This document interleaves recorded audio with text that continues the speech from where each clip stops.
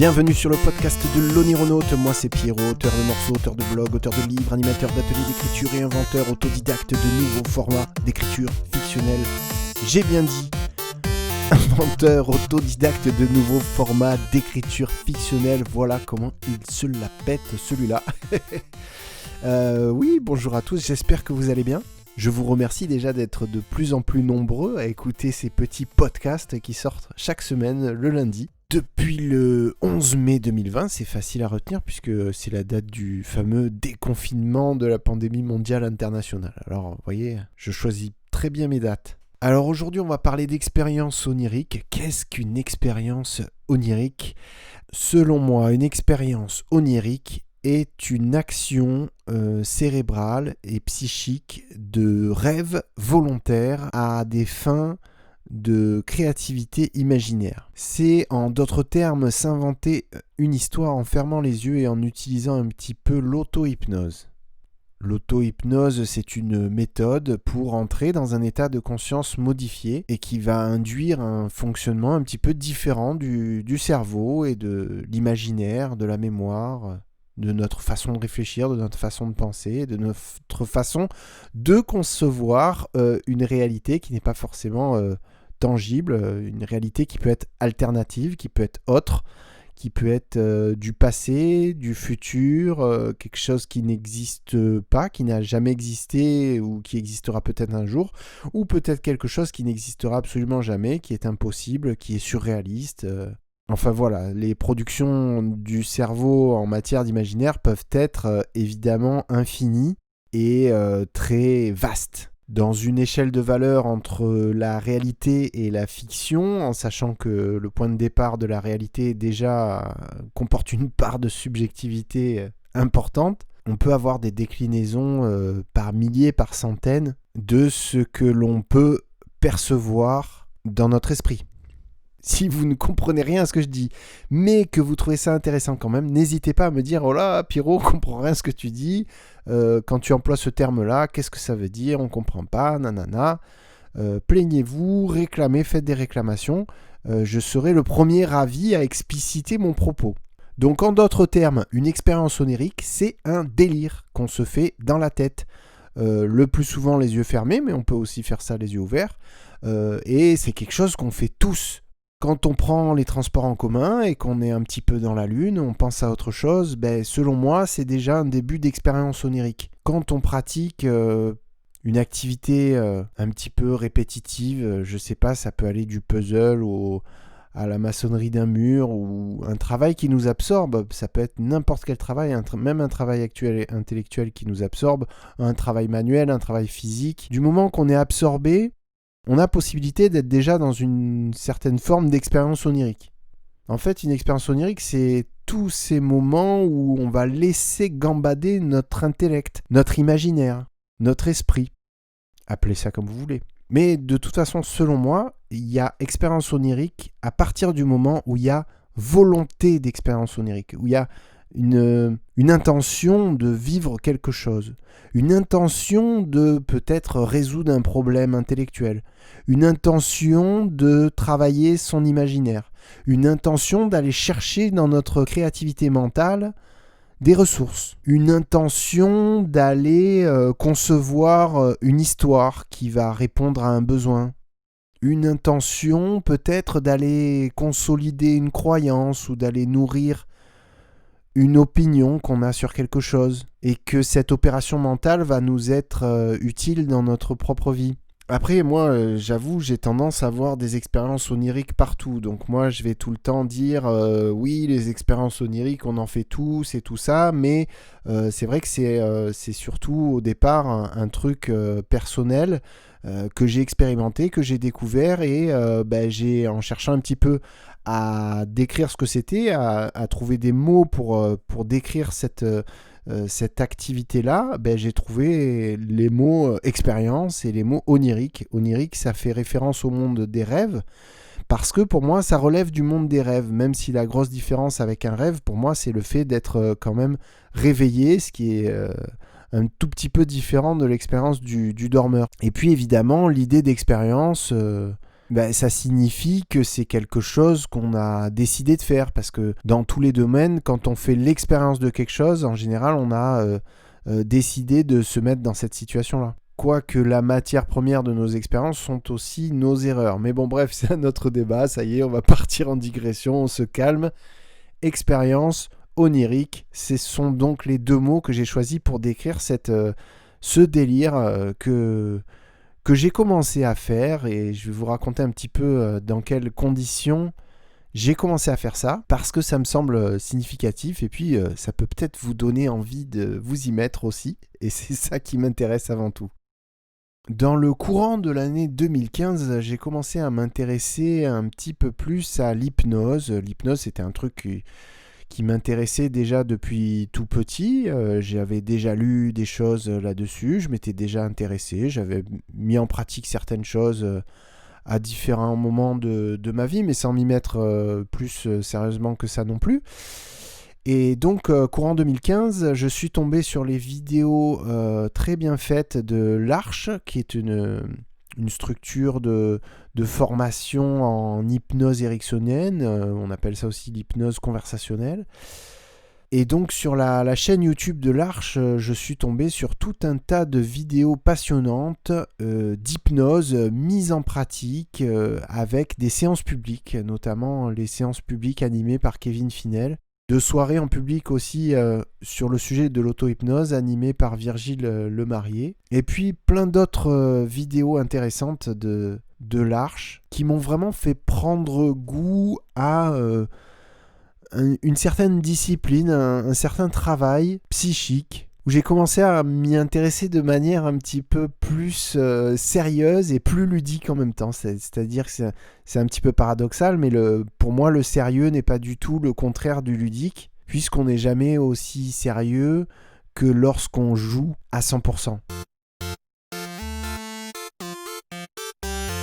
Voilà, donc au fil des vidéos, des semaines, quelques mois passant, j'ai eu envie petit à petit de mettre en pratique ces exercices. Donc j'ai commencé à mettre en pratique l'auto-hypnose, et puis j'ai réussi à faire des inductions simples, j'ai réussi à me mettre en état d'auto-hypnose, à faire des petites expériences qu'on peut faire quand on débute en auto-hypnose. Et puis c'est vraiment, je vous recommande l'auto-hypnose, c'est assez passionnant, c'est très simple à faire.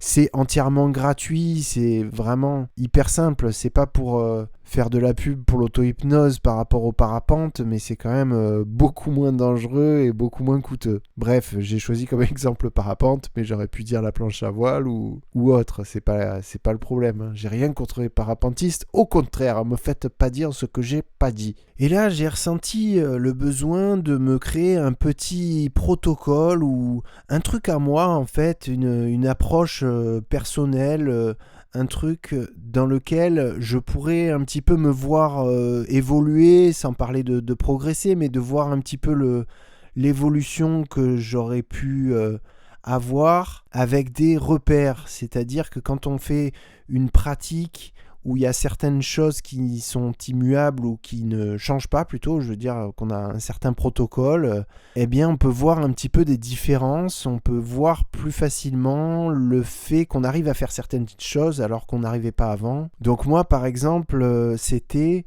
l'idée d'utiliser un timer. Donc je me mettais un chrono de 20 minutes, et j'utilisais à chaque fois des brainwaves, c'est-à-dire des nappes sonores. C'est pas de la musique, vous savez, on en trouve des centaines dans YouTube, c'est hyper bien d'ailleurs, c'est très utile pour se reposer ou pour se concentrer. Enfin, si vous connaissez pas les brainwaves, je vous recommande aussi, c'est de la bonne cam. Et donc moi, je mettais à chaque fois une brainwaves dans des écouteurs, et un timer de à peu près 20 minutes à chaque fois, en consacrant les premières minutes, les 2-3 premières minutes à me faire des inductions d'auto-hypnose pour me mettre dans cet état d'auto-hypnose, tout simplement. Donc j'ai fait ça a très très bien marché, une fois, 2 fois, 3 fois. Ça a tellement bien marché et j'ai trouvé ça tellement intéressant que je me suis rajouté un truc important à mon protocole qui était de faire une petite restitution écrite après l'expérience onirique. Donc en gros, quand j'avais passé mes 20 minutes en expérience onirique, les yeux fermés dans mon imaginaire à me créer une histoire grâce à l'auto-hypnose, eh bien j'ouvrais mon éditeur de texte et puis j'écrivais vite fait, en gros, sans faire trop attention aux fautes d'orthographe, ce que j'avais vécu, dans l'ordre à peu près dans lequel j'avais vécu les choses, et en mentionnant aussi des détails concernant mon état avant l'expérience onirique, mon état après, mon état pendant. Donc j'ai pu produire des documents qui relataient ces modestes expériences oniriques. Et ça, mais les amis, vraiment, c'est super, super intéressant de faire ça. Parce qu'on rajoute une qualité d'attention post-expérience, après l'expérience. Et quelque part, ça influe sur le fait qu'on va expériencer avec une certaine qualité d'attention. Ça influe parce qu'on sait qu'après, on va en garder des traces écrites. On va en tirer des enseignements, on va en restituer des éléments. Mais avant de trop rentrer dans les détails, je voudrais vous rappeler juste que les expériences oniriques, telles que moi j'ai décrit, c'est vraiment une expérience très très simple. Tout le monde peut le faire et il n'y a rien de sorcier, il n'y a pas à avoir d'aptitude particulière dans quoi que ce soit pour pouvoir faire ce genre d'aventure psychique. Pour vous donner un exemple d'expérience onirique, je vais mettre donc des sons, des brainwaves ou ce genre de choses, ou une musique, ou le bruit de la pluie qui tombe, ou des bruits de forêt. Ensuite, vous vous mettez un chrono sur 20 minutes par exemple. Ensuite, vous fermez vos yeux et vous respirez un petit peu plus profondément. Vous prenez conscience de vos perceptions, de votre corps, d'une certaine détente qui s'installe en vous. Et à un moment donné, vous allez décider de vivre une expérience imaginaire. C'est-à-dire, par exemple, vous imaginez dans le corps de quelqu'un d'autre ou dans un avatar ou dans votre propre corps avec des habits qui vous vont bien, dans un lieu un petit peu neutre, un petit peu safe, par exemple une salle un peu vide ou une plage ou un espace tranquille, où vous allez pouvoir simplement prendre conscience que vous êtes en train de vous imaginer quelque part, volontairement, et que vous avez la capacité vous-même de renforcer petit à petit la prégnance de ce que vous êtes en train de vivre de manière imaginaire. Et ça, vraiment, c'est très simple et très très beau. Par exemple, imaginez que vous regardez vos mains dans votre imaginaire. Pas en vrai, hein. En vrai, vous avez les yeux fermés, vous êtes assis ou allongé quelque part, avec des écouteurs dans les oreilles. Mais donc, vous avez les yeux fermés, vous avez la capacité d'imaginer que vous regardez vos mains et se rendre compte qu'on est capable de visualiser nos propres mains comme ça, qui bouge un petit peu, qui tourne doucement, on regarde l'aspect de notre peau, les phalanges, la couleur, la dimension de nos mains, eh bien ça fait une connexion dans le cerveau qui est déjà hyper intéressante, parce qu'en état d'auto-hypnose comme ça, c'est comme si quelque part on prenait la main. J'ai choisi cette métaphore sans faire exprès, parce que je voulais parler de la main, mais ça n'a rien à voir. Mais en fait, on prend le contrôle de notre imaginaire, vraiment. C'est pour ça que les mains, c'est pas mal à imaginer. C'est un bon point de départ, les mains. Mais aussi l'espace dans lequel vous allez être, c'est important, parce que le cerveau aime bien spatialiser l'information. Donc évidemment, si vous arrivez à vous représenter une pièce un peu vide, mais pas trop complètement austère non plus, enfin un endroit où vous vous sentiriez bien si ça existait vraiment, eh bien votre cerveau il va bien réagir, il va se connecter d'autant plus vite à votre imaginaire, et le cerveau ne fait pas la différence entre la réalité et la fiction. Donc si vous arrivez à lui représenter un schéma imaginaire d'un endroit symbolique mais où il se sent bien, eh bien déjà vous allez mécaniquement vous sentir un petit peu bien en vrai aussi. Par exemple, imaginez que vous sortez de ce lieu en empruntant un chemin. Peut-être que vous allez marcher dans une ville, ou peut-être que vous allez marcher à la campagne sur un chemin. Peu importe. Et vous allez pouvoir imaginer, je sais pas, par exemple un lac dans lequel vous allez d'abord enlever vos vêtements et ensuite vous baigner. C'est sûr que par exemple les baignades en expérience onirique sont très utiles parce que ça génère des sensations complètes du corps, parce que ça rappelle, on a beaucoup de souvenirs de la sensation de l'eau autour de notre corps, de l'air frais. C'est-à-dire que quand vous êtes en expérience onirique, il y a tout qui vous sert après. Il y a vos propres souvenirs, vos croyances aussi, vos représentations du monde, vos peurs aussi, parce que ça peut... Effectivement, vous pouvez injecter un petit peu des choses qui vous font peur. Ça peut aider l'histoire à prendre un petit peu de relief, à prendre un petit peu de risque. Mais c'est pas non plus, c'est pas non plus un truc que je vous recommande, parce qu'on n'est pas à la découverte de nos traumatismes anciens et tout ça. C'est pas le but du jeu. Et puis pour ce genre de choses, si vraiment c'est un problème dans votre vie qui est associé à des traumatismes et tout ça, ben là bien sûr je vous recommande d'aller voir un hypnothérapeute ou un psychanalyste ou un psychologue, ou enfin quelqu'un qui va pouvoir vous aider sur ce problème un petit peu plus délicat. D'ailleurs, ça me semble important de préciser que moi, dans ma démarche de faire des expériences oniriques, ça n'a en aucun cas été la volonté de régler un problème du passé ou quoi que ce soit. Pour moi, c'était vraiment du jeu et de l'exploration pour en apprendre un peu plus sur moi-même, sur ma perception, sur mes fonctions imaginaires du cerveau et tout ça, quoi. Encore une fois, on est dans le non thérapeutique, on est dans le fictionnel, on est dans le ludique. Ai-je besoin encore de préciser? Tout ça, c'est pour s'amuser. Alors, puisque j'en ai pas mal d'écrits d'expériences oniriques, je vous en aurais bien raconté une, mais il se trouve qu'en les relisant, c'est un petit peu difficile à raconter parce que ça part un peu dans tous les sens et puis il y a des trucs qu'il n'y a que moi qui comprends.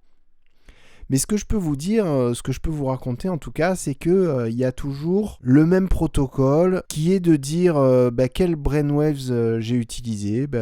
Oui, il se trouve qu'il y a une petite différence entre les expériences en fonction de la brainwave qu'on utilise, mais bon, c'est pas déterminant, mais bon, j'ai pris l'habitude de dire quelles brainwaves j'ai utilisé. J'ai pris l'habitude aussi de dire où c'est que j'ai fait expérience onirique, si j'étais allongé ou assis, dans quel endroit, dans quelle pièce, et un petit peu le contexte général lié à ma fatigue physique ou pas du moment où j'ai fait l'expérience. Ça, c'est pour moi, pour savoir un petit peu plus dans quel contexte ça marche mieux que dans d'autres. Et puis ensuite, je raconte par exemple que je suis dans une salle de préparation hypnotique que j'imagine moi-même avec un divan sur lequel je vais m'asseoir à un moment donné quand je vais me sentir suffisamment impliqué dans l'imagination de cette scène. Et puis il y a toujours un moment où je vais regarder mes mains et puis assez rapidement je vais me projeter dans un autre lieu encore qui va être assez visuel. En général, j'aime bien moi les surfaces avec de l'herbe où on peut marcher pieds nus, vous savez, où il y a quand même une belle lumière, des endroits agréables. Mais j'aime bien aussi les plages avec du sable fin. J'aime bien aussi marcher sur des chemins et puis voir un petit peu ce qui arrive. Mais il m'est arrivé parfois de me retrouver au Maroc, à côté de la Koutoubia, et puis de commencer à voler, et de constater que les gens de la ville ne remarquent même pas le fait que je suis en train de voler, ce qui est un petit peu singulier déjà. Et puis ensuite de me poser à une terrasse à la place Jamel Fna pour boire un café au lait. Et puis après je me suis retrouvé dans une espèce d'école d'hypnose au milieu du désert marocain avec Leonardo DiCaprio qui m'enseigne les bases des expériences hypnotiques et tout ça. Donc là on voit par exemple dans cet exemple d'expérience onirique que j'avais raconté, on voit bien que par exemple il y a le film Inception qui arrive avec DiCaprio, ou Shutter Island aussi, je sais pas si vous avez vu ce film magnifique de Scorsese. Et mon expérience personnelle du Maroc, c'est un pays que j'ai visité assez longuement à 2 reprises, que je connais un petit peu, et où donc j'ai gardé dans mon souvenir des places ou des endroits caractéristiques, et mon imaginaire s'en est servi. On voit aussi que y a le sens du goût qui est convoqué à un moment donné, puisque je vais boire un café au lait, là-bas on appelle ça un neus-neus. Ça c'est directement pour mobiliser le sens du goût, parce que c'est important quand vous faites une expérience onirique, il faut toujours penser à vos sens. C'est ça qui va renforcer votre expérience et la rendre un petit peu plus prégnante, un petit peu plus réelle au fur et à mesure. Et là, mais vraiment les amis, vous avez tous les ingrédients pour vous faire une petite expérience onirique très très très sympa qui va vous faire une petite référence en la matière et j'en suis sûr qu'il va vous donner envie ensuite d'en faire d'autres un petit peu plus poussées, un petit peu plus profondes, mais avec vraiment les objectifs que vous voulez vous fixer. Et là, alors les objectifs d'expérience onirique, ils peuvent être de toutes sortes. Ça peut être, par exemple, si vous avez un questionnement particulier par rapport à une relation avec quelqu'un, un deuil à faire ou quelque chose d'un peu compliqué à vivre pour vous, vous pouvez tout à fait l'intégrer à une histoire simple vécue en expérience onirique. Peut-être que ça va vous donner un autre regard sur la situation, peut-être ça va juste vous apaiser par rapport à ce problème-là. Ça peut être un objectif aussi d'apprentissage, par exemple si vous avez des examens ou un certain nombre d'informations à retenir, une expérience onirique, ça peut être comme une technique du palais mental, un truc dont je vous parlais dans un podcast précédent, où vous allez spatialiser des informations importantes et pouvoir les retenir beaucoup plus facilement. Mais ça peut être aussi un objectif de créativité. Je ne sais pas moi, si vous êtes par exemple scénariste, si vous écrivez des séries, des films, peut-être vous êtes auteur de BD, peut-être ça peut vous servir de faire des mises à plat imaginaires, oniriques de certaines aventures avant de coucher ça sur le papier dans le monde réel. Ou pourquoi pas si vous êtes par exemple un inventeur, un ingénieur. Et là en disant ça, bien sûr, ça me fait penser à l'expérience de Nikola Tesla qui pratiquait les expériences oniriques. Et alors même si lui, il appelait peut-être pas ça comme ça, pour moi en tout cas, c'est typiquement ça, une expérience onirique. C'est ce que faisait Tesla en conséquence d'une maladie qu'il a eue très jeune, qui lui faisait voir des flashs, des lumières limite un peu douloureuses. Il avait cette particularité-là d'avoir des flashs de vision, et puis il a appris à domestiquer ça et à en faire des visions volontaires et à en faire des constructions psychiques imaginaires, jusqu'à être capable de carrément concevoir et tester ses inventions dans sa tête avant même d'avoir construit quoi que ce soit en vrai avec la matière. Donc il prétendait être capable de concevoir une machine entièrement fonctionnelle avant même de l'avoir conçue en vrai. Vous voyez le niveau du gars, quoi. Et ça fait partie des histoires qui sont quand même hyper intéressantes, parce que où on en est par rapport à ça? Est-ce qu'à un moment donné on se dit Tesla de toute façon c'était un génie, alors voilà, c'est normal, il vit des trucs incroyables et c'est pas pour moi, et voilà? Ou est-ce qu'on se dit qu'on a tous le même cerveau et que c'est juste ce qu'on va en faire de ce cerveau qui va nous faire vivre des choses plus ou moins particulières? Je pense qu'on est tous capable de vivre des choses extraordinaires avec notre petit cerveau sous la boîte crânienne.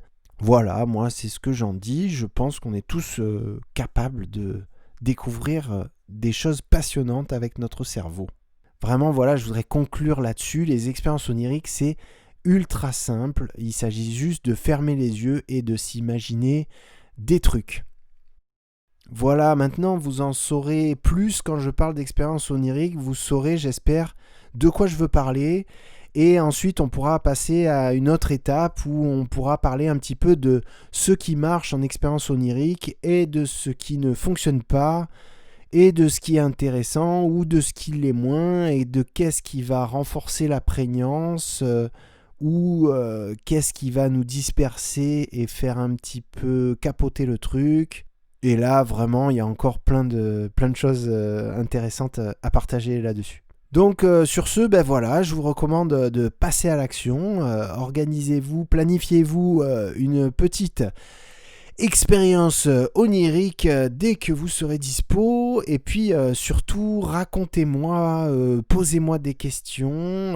Je serai ravi de rebondir là-dessus et de vous apporter mon aide, tout simplement. Si vous n'avez pas envie de vous lancer forcément tout seul dans les expériences oniriques, mais que ça vous intéresse quand même, j'ai sur mon site onigate.com des expériences oniriques guidées qui sont des audios MP3. Il y en a un qui est gratuit que vous pouvez écouter. Et là, il s'agit juste d'être un petit peu disponible pendant un gros quart d'heure, d'avoir des bons écouteurs et puis après, vous vous laissez guider. C'est comme une séance d'hypnose que vous écouteriez, sauf que c'est dans un but fictionnel, narratif et non thérapeutique évidemment. Et même si jamais vous n'avez pas les 25 minutes nécessaires pour écouter l'expérience onirique guidée de découverte qui est disponible sur mon site, vous pourrez retrouver sur la chaîne YouTube d'Onigate des expériences oniriques très courtes, de découverte aussi, qui durent moins de 5 minutes, c'est gratuit, et voilà, laissez un petit commentaire quand vous aurez pu en écouter une. Ça me permettra de m'améliorer aussi dans l'écriture de ce genre de format, de ce genre de support, et comme ça, on avance un petit peu tous ensemble, quoi. À bientôt mes amis onironautes, à la semaine prochaine.